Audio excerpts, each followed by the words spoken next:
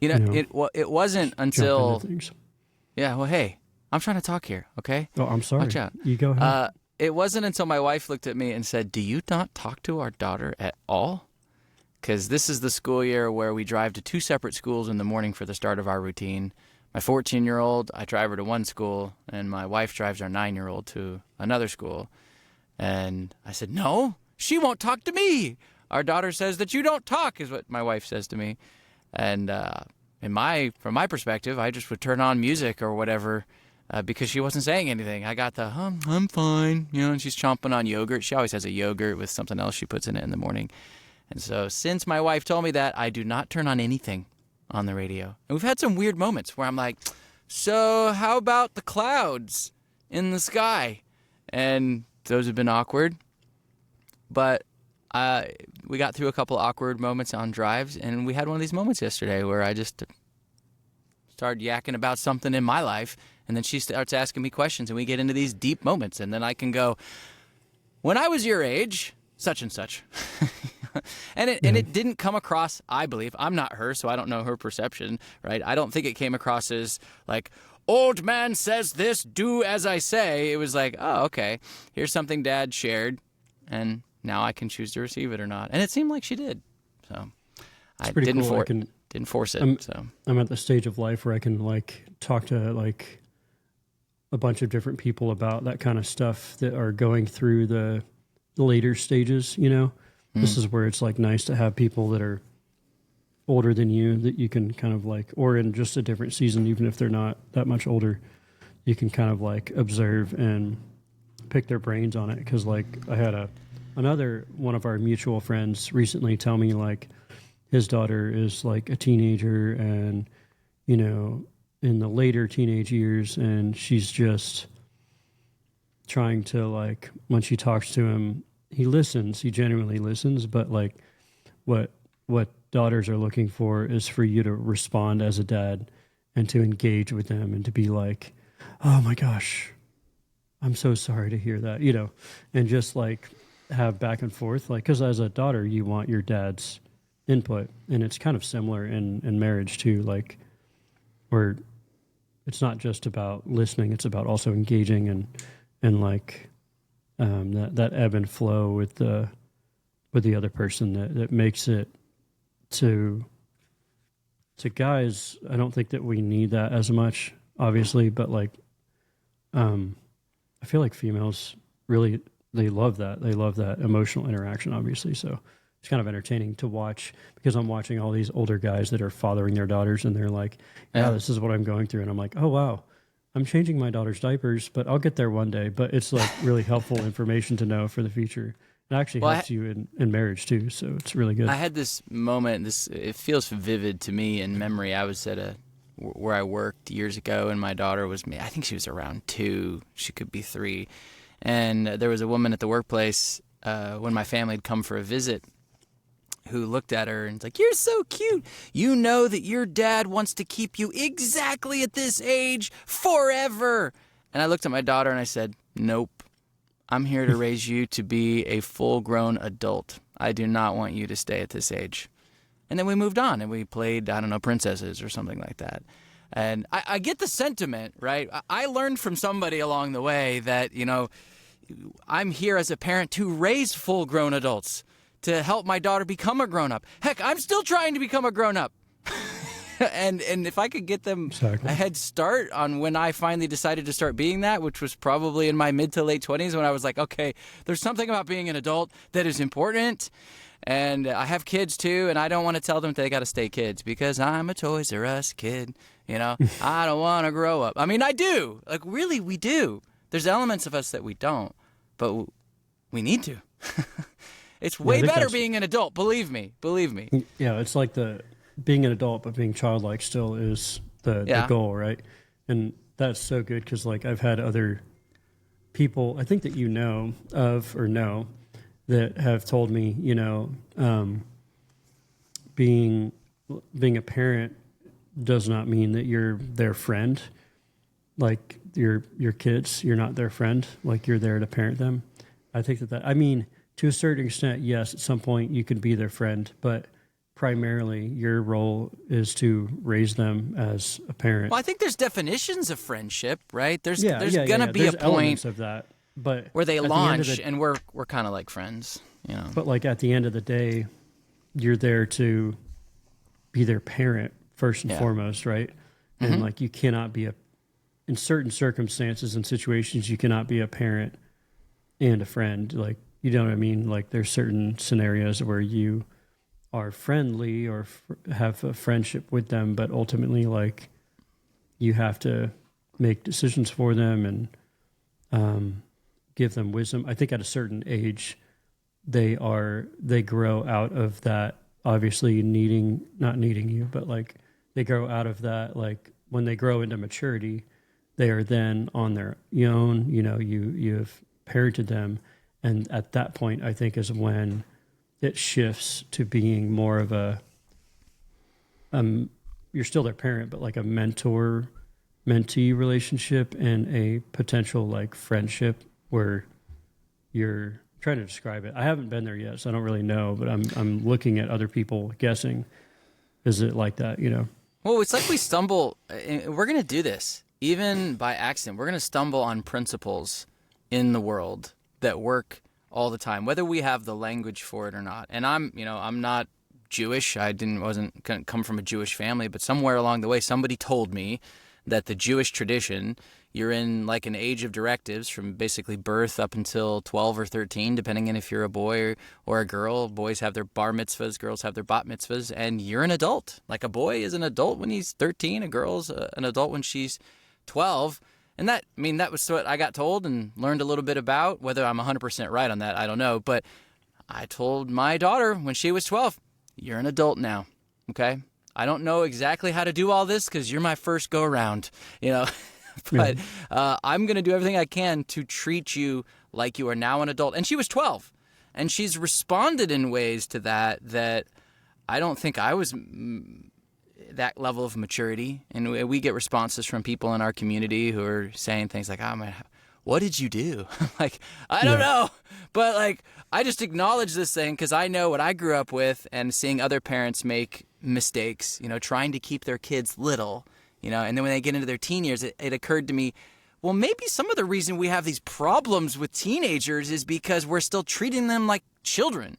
Now, I don't do everything like she's an adult because I feel like the cell phone, the computers is a window of the world into my house. And so I told her, I'm going to do everything I can to treat you like an adult, but I'm still going to exercise some control over these devices until you exit my home, right? So I control the screen time still, you know, but like a lot of times she's asking for more. And usually I turn it on. I let her have more because most of the time it's late at night. She had an extracurricular and she needs to do homework, you know, so I turn it back on. So, but that gets kind of scary as a parent too, right? Because you think you have 18 years, but in a way you really only have 12 or 13. Yeah. Even though you're still in an American mindset where we live, we're still responsible for them until they're at least 18. And maybe they stay in our insurance even longer after that. Yeah, that's crazy. But they could fly the coop sooner, you know? They could start a business at 12 and 13 and make more money than us, especially today. And that would be a win. If I could raise a kid to do that, that'd be a win. That's bizarre to think about even. Mm-hmm. I don't think they have to be like Hollywood, you know, child stars in order to do that, especially with all the technology and everything. But yeah. That's good. So, but the freedom during the day when they're at school is kind of helpful to do work and be available to do other stuff. But our schedule is all built around their life. You know, like today, as we're recording this, both of my kids in school are getting off early. And so I have to change my entire schedule, and my wife has to change her schedule to adapt to that. Even when I dropped my daughter off this morning, I'm like, you have no lunch. I'm getting done early, Dad. I don't need a lunch. Oh, okay. And I see her pick up this anvil of a backpack because I can tell she has everything in there, and she carries it around. It just looks so heavy. I don't know what that does to her long term. Yeah, I don't. I mean, we are most likely going to homeschool, so I don't even know what to do with that. But that means that they're always going to be around, you know. So So what does that mean for the back-to-school shopping then for a home? I don't know. I've known homeschoolers, but I haven't really asked that question. I wonder what that... You probably go shopping for some supplies, I would imagine, one day. Yeah, my wife was homeschooled. I think it's more so like there is no back to school necessarily. It's just, okay, yeah. I'm doing work inside now for the majority of the day rather than being outside all day during the summer. So yeah. I think it's just a shift of mindset. But like, yeah, I think we would still do something like that. But I think the thing I like about the idea of homeschool is it's less about the performance and more so about learning, which I love that. Like, I grew up in public school, so it was always about the big testing periods of the year were to ensure that the schools made the money that they needed to make in order to, showing the good grades so that they could get approved for more money so they could make improvements on the school. And it was like we were basically being taught to memorize answers or learn how to pass a test so that the school would make money, essentially. So, well, what do you think about that? What's the problem with that? It's taking away the joy of learning. You know what? Actually, that to me, there's a deeper connection to belonging there than just the joy of learning, right? Because if you teach me to answer the questions the right way, then I can feel like I belong, right? Because if I'm going through the motions, and then I think this happens in any community, it happens in church communities, right? People who are there attending, there for who knows whatever reason, you start to notice that people are doing things a certain way. Oh, this stream of Christianity acts a certain way. I want to belong, and so I'm going to lift my hand at the opportune moment or whatever. But so then you're teaching to me, when you said that, that's what I thought of. So, but that's belonging based on you're teaching based on you're basically teaching someone to build their identity on performance, right? Okay. Yeah. Is that accurate? They're going to do what you show them to do, but there's still somebody underneath that longing to have identity and belong to a community. But if you already know who you are, truly, and you already know you belong, and you already know that you're loved, then you will genuinely enjoy and want to learn things. That's how I see it. I think this is good. So how do the people who walk into a school or call it a church community or whatever, how many of those people actually know who they are when they walk in the door? I'm not saying they do. I'm just saying if they only knew who they were, they would actually want to genuinely learn from a state of, wow, I know that I'm loved by a father. I know that I have, safety and security in the love of a perfect father. Wow, that's amazing. That means that the possibilities for my life are endless and I can, do whatever I want. Wow, that's amazing. What do I want to do? Well, let me look at all these options. Let me go down this path of learning how to be a videographer, or let me go down this path of learning how to garden, or, I just want to learn. And then you have true joy in your learning. And that actually chemically, which you can look this up, but chemically it helps you learn better when you actually are enjoying what you're doing. And, there's no pressure, there's no performance, nothing. You're just enjoying what you're doing. You're learning.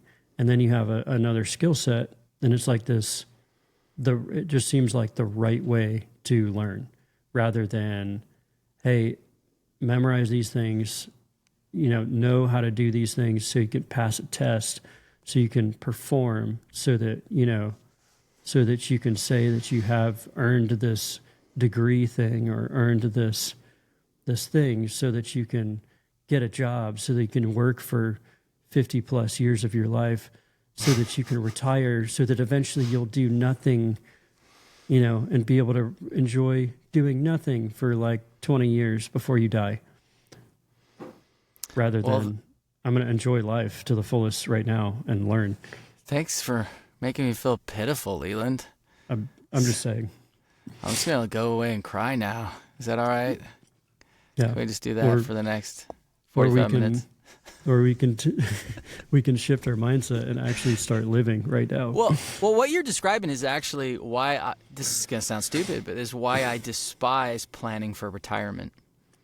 Because I think I'm storing up treasures in heaven, and I'm saving money for the years of my life that are going to really suck. And it's like, I don't have any motivation for that. Why would I put a ton of money away just so that I could be comfortable and just watch the news or whatever until I'm 97 and a half, or whatever, however long I live. Maybe I will make it to 120. We'll see. But that's been a hard one for me to find a motivation for. And so I've tied that in my mind to retirement. What I see is like we're striving to not work when the whole time it actually says that we're created to work and to put our hands to something. And so no matter if Caleb took back, I always use this example, but Caleb took back Hebron at 85, right?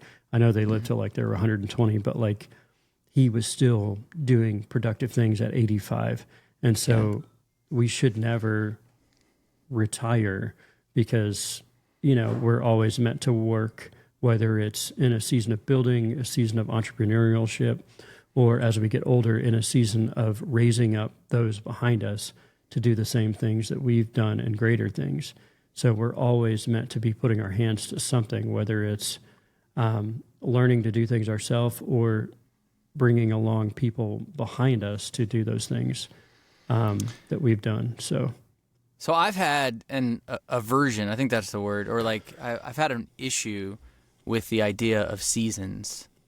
Like I've not wanted to acknowledge that there are seasons in life. And I'm reading this book called Necessary Endings by, I think it's Henry Cloud. It's whoever the guy who did the Boundaries book. He was a part of that book. And he's talking about that we need to accept that there are seasons, in life, and certain things have to come to an end for you to move on to the next thing. And I realized, whoa, every job I've ever had, I've just thought that's the job I'm going to have for the rest of my life, right? But there are seasons, there are times and seasons, and he also talks in there about, if you think you can never quit a thing, and I realized, oh man, I remember this moment where my grandpa looked at me and said that our family, we aren't quitters, we don't quit, and I was young enough when I heard that I translated that to like almost everything I ever participate in. And it didn't help in high school when I was participating in an extracurricular that my mom told me that she'd let me quit. And then I went to the director and I quit. But then my mom reversed her decision after she talked to the director and made me keep doing it. And so that just sort of reinforced this idea. And so, I don't know, going through that book has been helpful, because you realize, oh, okay. I've really wrestled through this idea of identity and what we do for the last probably year, but more so like ever since I've started my own, like our own business, and I've wrestled through this, like truly this thing that like I didn't ever want to get to the point where I was like finding my identity in what I did, because I know that that's not the truth. Like your identity is not in what you do, but your identity comes from Jesus. It comes from God. Like you are a son no matter what. And so I had to put myself, because I did start to get wrapped up in like, okay, I need to do the things that are necessary in order to build a business or in order to do what I'm doing. But then I got to the place this last year where I was like really processing, what if I'm not doing what I'm doing right now in 5 years, 10 years, 20 years? What if I'm not able to? What if I'm called to do something else? What if the Lord asked me to do something else? Am I willing to do that? And what would I be doing? And I think it's just interesting, because then you're really faced with the thought of, oh man, this moment in time is not like you were saying, like you felt like this is what I'm going to be doing for the rest of my life, but that's actually not the case. And so if that's actually not the case, then we have to come to grips with like, that's not how we find our identity or who we are. And so then it's like, okay, I could be a chef one day, or I could be, I could be working for, I don't know, a nonprofit or something like that, or I could go on and do something completely different outside of, because that's how where I came from into what I'm doing now is I was going to be a teacher, and now I am still, in essence, I can teach in what I'm doing, but I'm more so doing like what you and I are involved in, which is media, and that's completely different. But the skill sets that I were chasing after when becoming a teacher, I can still use here. But the point is, I'm not really a teacher. I'm not really only a videographer. But at the end of the day, I'm a son, and I'm passionate about storytelling, and you're a son, and you're passionate about storytelling. And at the end of the day, we are sons of God, and we are meant to bring life, hope, redemption, peace to whomever and wherever we go. So that's the main, the mic drop. But like, it's just like, it's hard. It's so easy to get caught up in finding your identity and what you're currently doing in the season that you're in. And so I've had to continually bring back to my mind, like, no, I could not be doing this. And that frees me up to go, okay, if I know that, I cannot be afraid to share what I know with other people, because then there would be no fear of them taking over my job or them taking my place. And then I can actually build the kingdom, because I can propel others forward. Even if they surpass me, that's the goal, right? Is to raise other people up so that, like you've said before, you've said this, we go up together.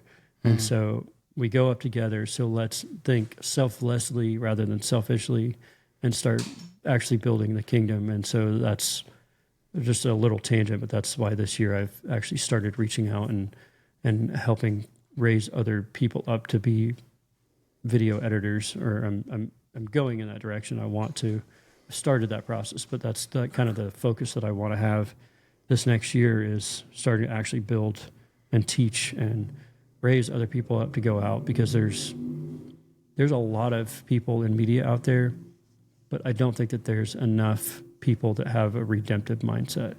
And that's where my heart is like, it's really about the kingdom.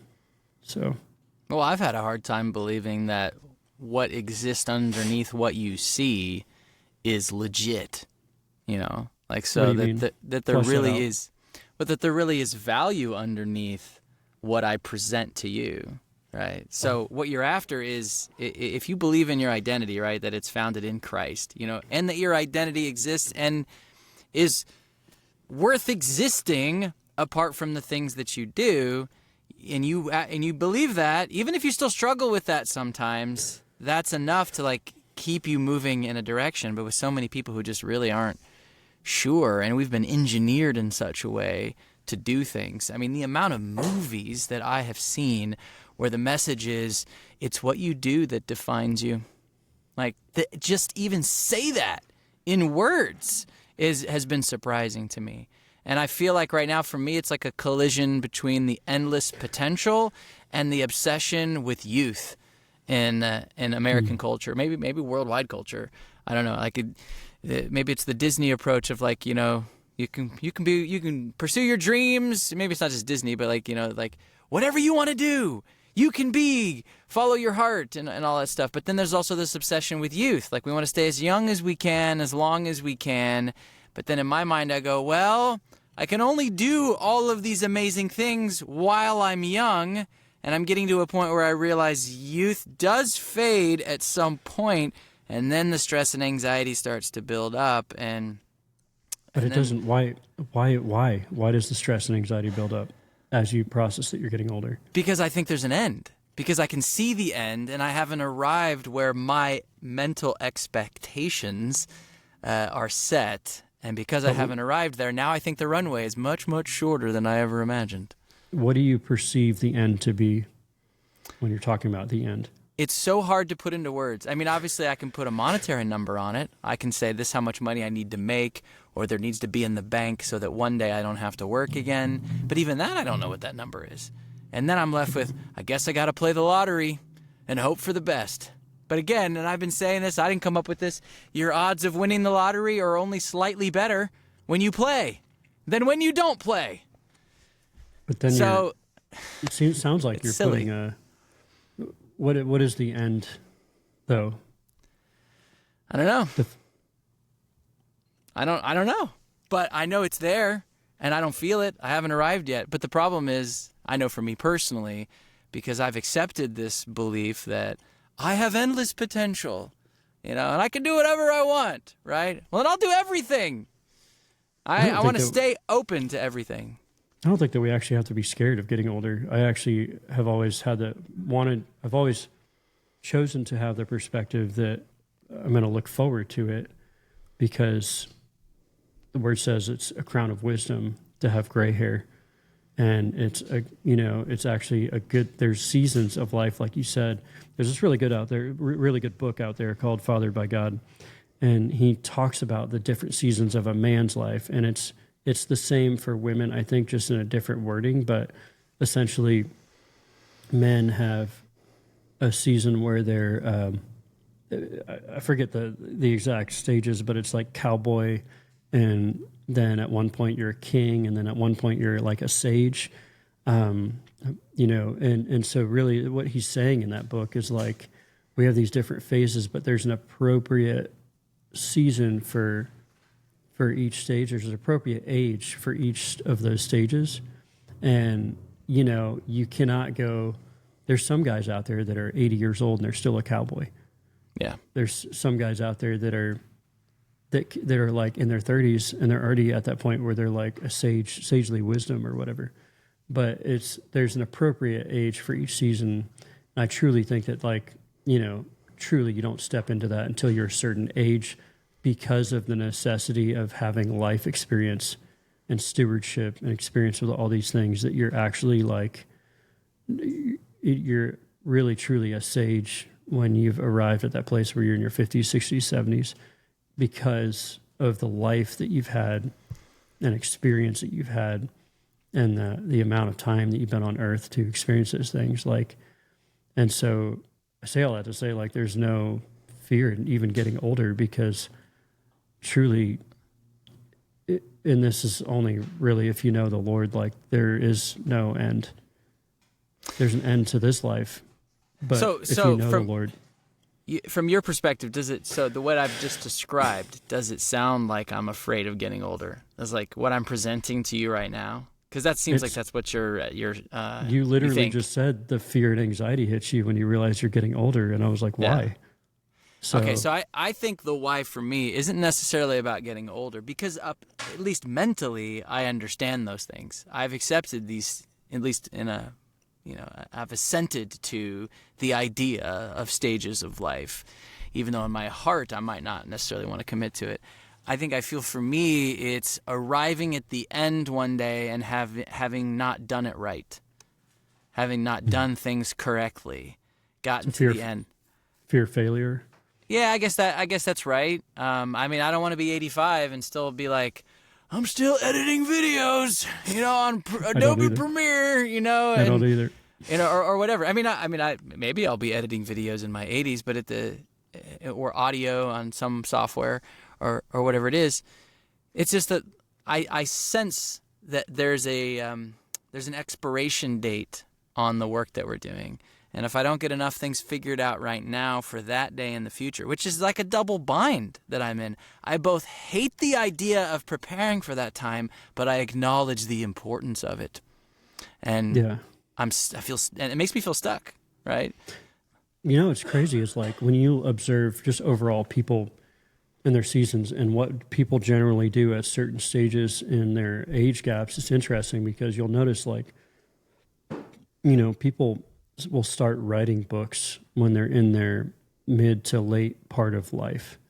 And why, generally speaking, some people write books when they're younger, but generally speaking, that's a thing I've seen. And why is that? Because they've accumulated and gained all of this wisdom their whole lives. Now they're finally at a stage where they're like, I need to pass this on. This is important. I need to write this down.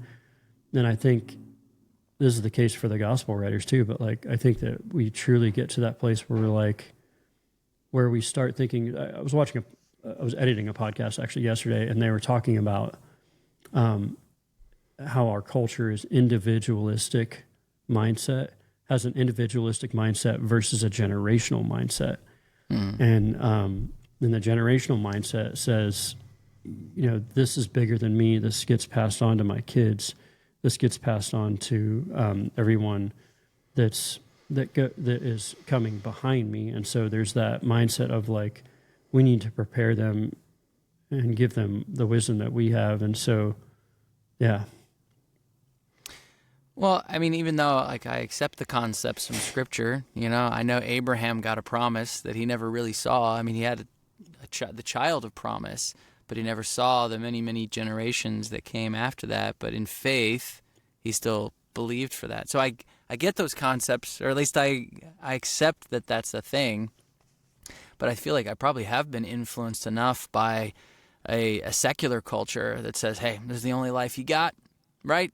Once it's done, the light's out, boom, done.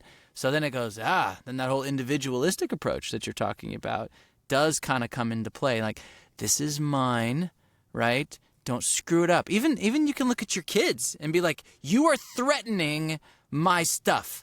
And I remember this moment standing in my garage as a child. I knocked over a vase. For whatever reason, it was sitting in the garage where it's concrete, and I knocked it over and I broke it. And it was a vase that was extremely meaningful to my mother.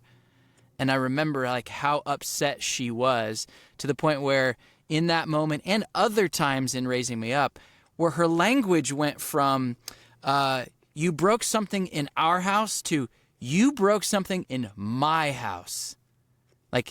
Like get away from my room or my kitchen or whatever. I mean, they don't mean a really heavy negative thing in the moment. She's just emotional. But I always recognize that as like, oh, this isn't my home. This is her home. So. Here's the punchline, dude. None of that crap matters. Like, we can't take I get that. any of it with us. Mm-hmm. Not even money, not even our friends, family, spouses. We're not taking any of it with us.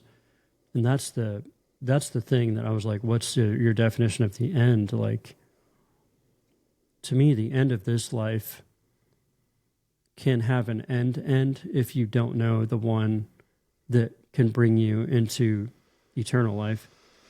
In eternal life, there is no end. It's eternal, which means that there isn't an end. There's an end to this side of life, but then there's an eternal life. And so really, if we shifted our mindsets from what is temporal on this earth, like a vase or like money or anything that it says in the scripture, like, don't worry about, if you seek the kingdom first, all of these things will be added to you. Shelter, food, water, all these things. You'll be clothed. You'll have what you need. And if you store up treasures in heaven, like you talked about earlier, you're actually storing up eternal, because you're saying, I care about your eternal.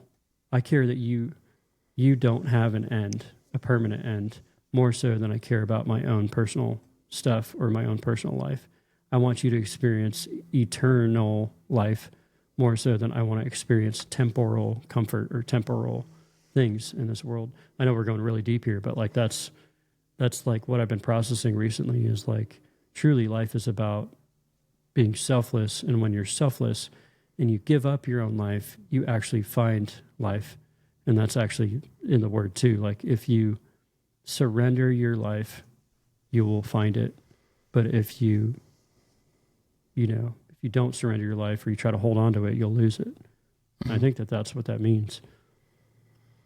Well, I sense a level of freedom in what you're implying, right? Because if we run together, we collaborate, and we both have a mindset of like, this never ends. Not this season or this project, but our existence. If there is no real expiration date, then then you wouldn't have to worry about making money. You wouldn't have to worry about retirement. You wouldn't have to worry about any of this. Why? Because, well, one, I'm not my own provider, and two, like, I want to work because I enjoy learning, and this goes back to what we talked about earlier. I enjoy learning. I enjoy doing different things. I processed this with my wife a year and a half ago or something. I was learning again, like the process of like how to fly a drone and getting approved to fly getting my Part 107, which is like through the FAA, like getting a drone license to fly commercially. And like I thoroughly enjoyed the process of learning that. And in that process, I was like, you know what? I think I would want to learn how to fly an actual plane. And that's a whole nother endeavor. But again, it's like, we never stop learning and we never stop growing. So that's where the joy comes in from learning. So I guess, not to make this more about me, but I have always sensed like that sort of unlimited potential idea that we sort of pour into kids, and even on myself, all the different things. But I feel like maybe a block that I've had is I have felt like there is a time limitation. I mean, there is a time limitation on our physical bodies, right? And there are seasons, but I think I've been crowded up so much at the beginning that there actually isn't enough time in my life to do all of the possible things that one could possibly do, at least not in one's own power. And so I feel like that's probably tripped me up a bit. Which brings us back to the conversation of eternity. I had a mutual friend of ours who's from Australia, and you'll know who I'm talking about. But he told me that one day I was like, dude, like I just want to go. And this is like when I was like 5 years ago, or 5 to 7 years ago. I was like, dude, I just want to go and hike the AT, man, and just take 6 months off and just go, and I just want to do all these things, but I have to work, man. I have to make money. And he's like, why are you worried about that? What makes you think that we won't be able to do that in eternity? Like, we're going to be able to hike AT as much as you want. We're going to be able to do all the things that we felt like we couldn't do in this life in eternity. So he's like, why not just focus on the kingdom things now so that you can enjoy all that, with people that you're ministering to. So I wonder if there's a correlation to what you just implied to how money compounds in investments, right? So I think that's another element that's caused me a bit of stress is if I'm not putting enough money away right now in a retirement account, I'm not utilizing time as the tool for it to compound. But if I pour into kingdom things right now, there's a compounding effect of that intention and effort from a believer that... Let me give you an example. Let's say you meet someone at a coffee shop, right, or something. You strike up a conversation, and you're like, wow, this person's really cool. I really like them. Like, they're really awesome. And then you find out that they're not a believer. There's almost a grief that happens in that moment where you're like, oh, they're a really cool person, but I don't know if I'll see them in eternity. Or even family members. Like, you love your family members. You would want to see them for the rest of eternity, right? You want to spend eternity along with them. And I think that that's the Father's heart. And so the goal is to truly storing up treasures in heaven looks like, to me, like souls. Like, you care for someone enough to let them know, like, hey, you're not walking in the way that you should go. There's a dad that loves you and that just wants to spend eternity with you and love you forever as a father. And, and it's not for the sake of like conversion. And I just had this conversation last night with my wife, but like, it's not even about conversion. It's just about love. Like I edited a podcast yesterday, the same one I told you about earlier. The guy's a Christian, but he was like cussing up a storm. Mm-hmm. But he's been a Christian for like 18 months. But there's a beauty in that. Like and it's not like he was cussing with a bad heart. He was giving stories of his life where he was like, saying, just giving quotations of what people said to him or stuff like that. So it's not like his heart is bad, but, there's a rawness and a realness to that where it's like, eventually we do grow and mature out of that, right? But on the front end of things, he's being real with where he's at, and that's okay. And I think that my point is like, we should value the treasures that we store up in heaven are people and investments that we make in people's lives and the love that we give to people. We should value singing and being around and having other people come with us into eternity with Jesus more so than we value making the next dollar, or more so than we value even owning a house or having a business or whatever. We should put those things first, and that's the kingdom. And as we do that, it's just a natural biblical principle, a God principle, that as we seek those things, that we're going to have everything that we need. So why focus on that's why Jesus said that in Matthew 6. Why focus on those things that we're trying to attain when those things are going to naturally be added to you when you focus on the kingdom things? Because the Father literally clothes the fields of the earth, the fields of grass, and he feeds the birds of the air. And it says in the word, how much more so does he value your life as a human being, as a son or daughter of God? If he can feed the nature that he made for you to rule over, how much more does he value your life? And so if we truly submit to those principles and truly seek the kingdom first, like, we're going to have everything we need forever, period.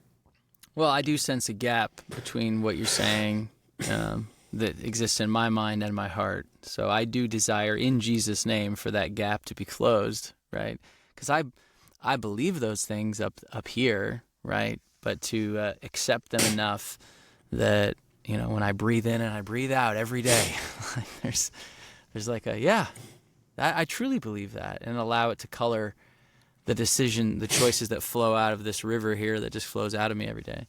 I'm not saying it's easy. I struggle with that every single day too. Like, you feel that, and I think that that's good to talk about too. Like, it's completely natural to feel that stress of, like, even yesterday, I had to pay bills, and it was like, oh Lord, I am doing everything I can in me to just trust you. And it doesn't mean you don't feel. Feelings are not a determination, or thoughts are not a determination for who you are and what decisions you make, right? You can feel those things and still know that because ultimately, like, you can feel those things, but the call is to still be obedient and be faithful. And faith is choosing not to worry, and choosing not to stress, and choosing to be present, choosing to be with your spouse and family in your mentally present and physically present. Well, can we come back to that love comment a minute ago? Because I feel like that's a term that's been co-opted a lot by many different groups and culture. Because I know for me, I haven't let myself off the hook over the years from moments where it's like, what are my conversion points, right? Because if we're after conversions, you know, whereas obviously if we know at the end of the book of Matthew, right, it's about making disciples. It's not about making converts. I've had to let myself off the hook on, like, racking up conversions. And then moments like I'm out for a bite to eat with a friend, it was a couple weekends ago, and the waitress walks up to the table, and I can tell she's like one of the only people waiting tables at this restaurant, and it's very, very busy. And she comes up and she's like, you know, out of breath, and I can tell she's stressed. And me and my friend are sitting down, and we know we're going to sit there for a while, and we're just going to talk. And we don't care how fast the food gets there, you know. We're hungry, but, you know. And I looked at her and I said, hey, it's okay. I think I may have said something like, you can take a breath. We're going to be no trouble for you, right? You know, like, I can tell you've got a lot going on. It's okay. You know, you can come back, check on us a minute, you know. And I don't know. I mean, in the past, I wouldn't have acknowledged that as something like the Lord led me to say. But in the moment, I go like, I think that's what she needed to hear, right? And then later, we just had a little bit of banter, and she lightened up, and she had a happier demeanor about her. And for me, I'm trying to let myself off the hook of how many people I bring across the line to salvation, you know, and not hold that against myself, when I think Jesus is in those moments where I didn't even say his name. All I said is, hey, it's okay. Everything's going to be okay. And in that way, I communicated love without actually saying the word love. That's the thing that we have to realize. And I just talked with my wife about this too. But like, what's the ultimate, like, yes, salvation, but like, when we think of it from a father's perspective, right? This is what I was talking about with my wife last night. Like, think about it from a father's perspective. As a dad, you just want your kids to do what?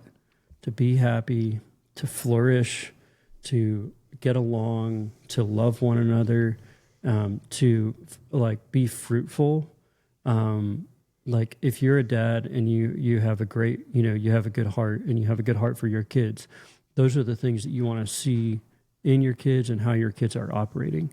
And so really the ultimate goal of the Father is the same thing for us as a globe, as a planet, to get along, to not fight, to not hit one another, to be kind, to build one another up, to love, and to be fruitful, and to put our hands to something, to truly like build and be productive. And if everyone on planet Earth did that, like imagine what it would be, what we picture eternity to be like, which is what it will be like.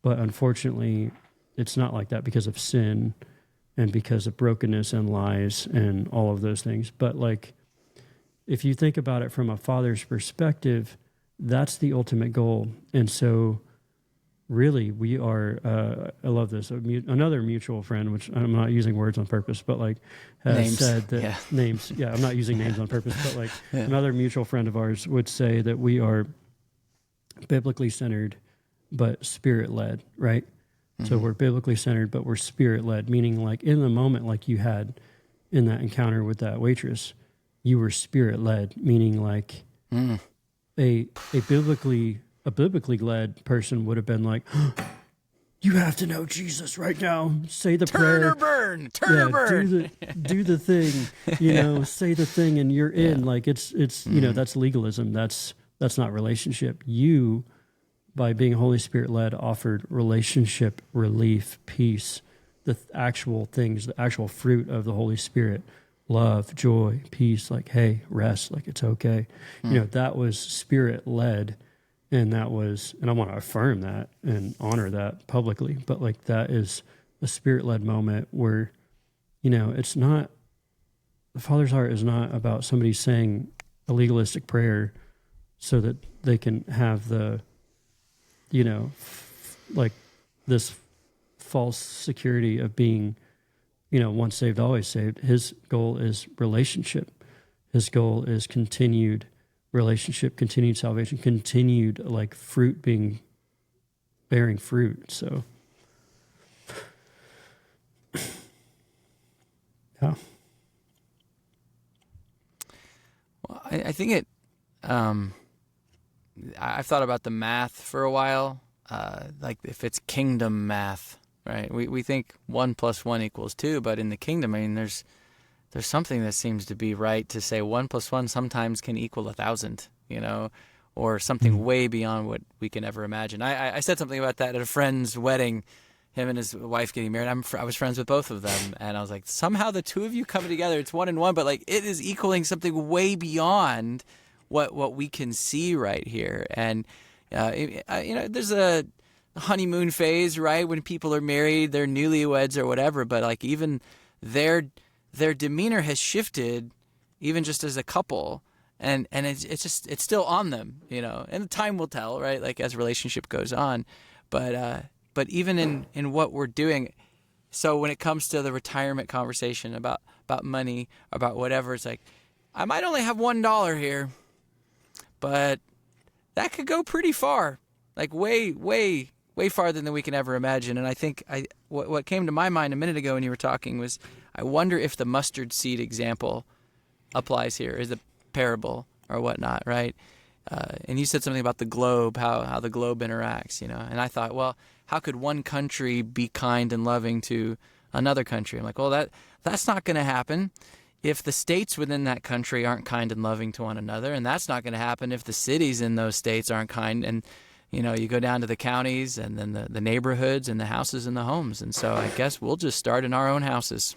It starts in the family, right? And I was going to say, like, I don't think, just tagging on the money thing, I don't think that there's anything wrong. Just want a disclaimer, but there's nothing wrong with saving and being wise. There is wisdom. Yeah. I was just saying, if your heart and your focus is on all of that stuff, then you're always going to be dissatisfied. So. Well, no, and I want to acknowledge that as well. I have another friend that you actually don't know who he and I have had the same issue. Is like, saving for retirement feels like storing up treasures on earth as opposed to heaven. And one of the things that he's been talking a lot about is he's like, Eric, what got me was the legacy element for my family. It's like, if I put this money away, and even if I'm not around to enjoy it, my family gets to. Like, it gets to set my family up for the next thing. And that conversation, plus some others I've been having, I have these, like, really visceral moments in the hallway at my house where I see a kid, a small one, walk by, and then the medium-sized one, and then the one that's basically as tall as me walk by, and I go, wow, what am I doing that I won't get to see the benefit of that they will? I want to do more of those things. I want to do a bunch of things that I'm never going to see, and that, to me, that's like the Abraham approach, right? So what can I do for them right now that I'm never going to get to see? That feels worth pouring into. And all of a sudden it's like, I got to make an appointment with a financial planner or something like that. Yeah. I'm most motivated in that moment anyways. So. Yeah, it is like you will see those things eventually. You'll see the fruit. You'll see the fruit that they have bore. I don't know how you say that. Bared? Bared? Yeah, whichever. Whatever. Yeah. You'll see the fruit that they produced in eternity, right? Like, eventually you'll see all that stuff. And that's the beauty of it, is like, and that's what the cloud of witnesses gets to see too. Like, the great cloud gets to see all of these people come into the kingdom, and it's on their shoulders, right? Or their ceiling is our floor, right? And we just go glory to glory, and it's just, I don't know, it's cool. You're building something. Well, that's why we say that. Even when circumstances are not ideal, and I've been writing some things on social media too about, even though there's prevailing negative thoughts up here, circumstances that are not ideal for what I want to be living in right now, I just want to make a decision to still believe what I believe in spite of it, because I've been giving my life to this believing in the Lord thing for so long. It's like, either it's real or it's not. And I'm going to I've seen too much. It's real. So, it's still worth it. And so there's a level of intentionality that meets a lack of feeling that I'm going like, okay, I don't need the feeling. I already had this moment where a decision was made here. I'm going to keep going forward, because one of the things that I learned in some classes that I took is that, like, I think maybe I said this before, nobody makes me mad, sad, or glad. But you might do something, and I might feel something because of, like, stimuli and emotions and feelings. They just are. So even when I've made a decision to move in a direction, there's probably other feelings that are going to pop up that want to keep me from doing that. And so I believe in spite of it. Not like idiots, not like you're silly because you're delusional, but no, I know this is right, and now my feelings are trying to fight me. That's it, dude. And I think that's a lesson that was very difficult to learn for me last year, but your faith in who you are is not determined by your thoughts or feelings. And in fact, in spite of whatever is thrown at you, it's called a race for a reason. Paul says, I've fought, I've run the race. I've fought the good fight of faith. It's not called a fight of faith for no reason, and it's not called a race for no reason. It's because day after day, no matter what you face, thoughts, feelings, circumstances, if you get knocked down, you get back up, you brush yourself off, and you keep going. No matter what you think or thoughts that come to your head or feelings that you're faced with, you keep going no matter what. and you run the race well, or you fight the good fight. It's a good fight, but it is a fight. That's the thing. It's not a, what did I say yesterday? It's not a relax of faith, or it's not like a lay back of faith. It's a fight. And there's a reason that there are elements that were given, like a shield of faith and a sword of the Spirit, because it's a fight. And I think that that's the thing. But the goal is to keep going and to not allow those things to deter us from the kingdom and what we're doing in the kingdom. Because if we listen to all of our feelings and all of our thoughts, I mean, where would we end up? No, we're good. It's funny how things come back around in a conversation, because the conversation I had with my daughter on the way to school today, and she's talking about different classes that she wants to take. She's going to have to not do something fun that she's doing right now to do something else that's also fun.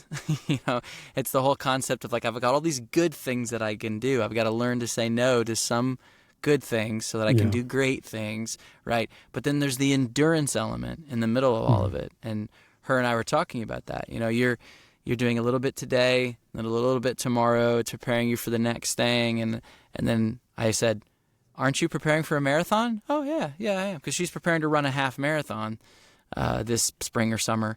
And I said, do you feel like you're a little bit better today? Because she goes for runs like every day, and she's been extending her time, and she's like, oh, yeah, I am. It was one of those moments with my daughter where I helped her to see that, like, all right, we keep doing reps, over time. It's the long haul. Because we got into conversations about, how to gain wealth, and increase your income in a career at some point. And I said, the people that are doing the things that suck today, or that are really not ideal. Like, I'd rather go watch something on TV or, scroll social media.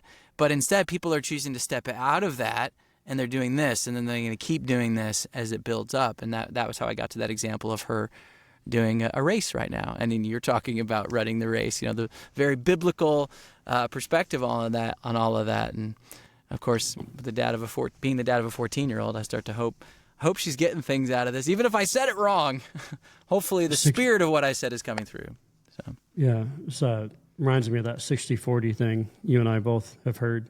That was from another mutual friend of ours. But you should always have, basically you'll always have 40% of the stuff that you don't like to do. And then there should be 60% that you actually enjoy. But if that ever goes the opposite way, that's the point where you need to start figuring out, I need to do something different so that ratio goes back to 60-40 or even 70-30, so that you're enjoying most of what you do. But there's always going to be, always, no matter what you do, a percentage that you don't like doing. But that's the race, right? You do the things you don't want to do so that you can do more of what you want to do. Well, and I know the things that we've just talked about, there's something in here that still has to be dealt with, because about 20 minutes ago, when we got deep into something about the future, and you're asking me this question about, like, what does the end mean? And I know that I don't have that figured out yet, and I start to feel a little bit of like pressure here in my chest, like, oh, so I know we're tapping on something, there's something there, but I'm not done with this idea of faith yet, in spite of feeling these things, believing in faith in what you're saying, and there's an element of like, it is, and I'm not saying I have it figured out. I'm still figuring it out every day. But that's the beauty of it too, is like, he calls us not to worry about tomorrow, right? He says, let tomorrow worry about itself. There's enough stuff going on today. And so whatever we have going on today, let's just stay in today.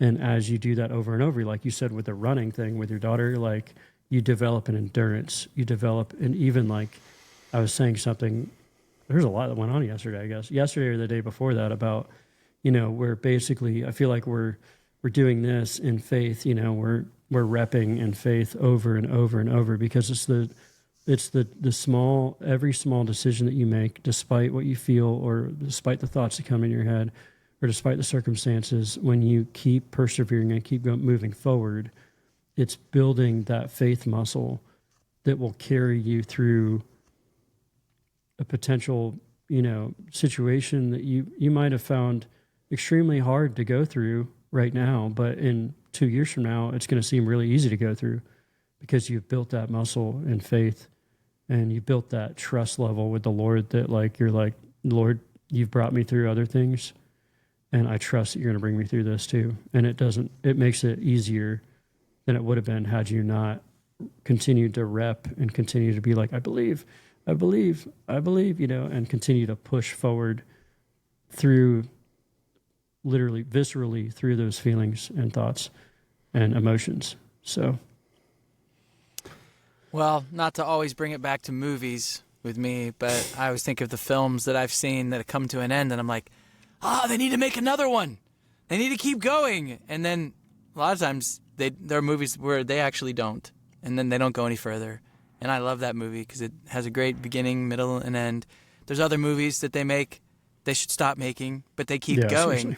But I feel like, for me, the core here is if we go on and on into eternity, I want to accept that in a way that I never have before, in a way that movies about life, and I don't mean literal movies, but like as if there was a movie that could just keep getting made, and it has all the things that you love about it, and it will just keep getting made on and on and on and on. The highest hope we have for that at the end of a film to see it go on, that's what I feel like we have access to. It's going to continue. And I keep thinking of like, I don't know if it was 1980s or 1990s movie, The Never-Ending Story. I think maybe it was, I don't know what decade it was. But like, that's really what we have. We have a never-ending story, and every great story has ups and downs and has those kind of in-between moments where the hobbits, are being taken to Isengard, and they're marching, you know what I'm saying? Yeah. The cut scenes, or the in-between scenes that it's like, oh, we got to get there. This part sucks, but now we get to fight, Man, it's all worth it. It's all worth it. So it's good.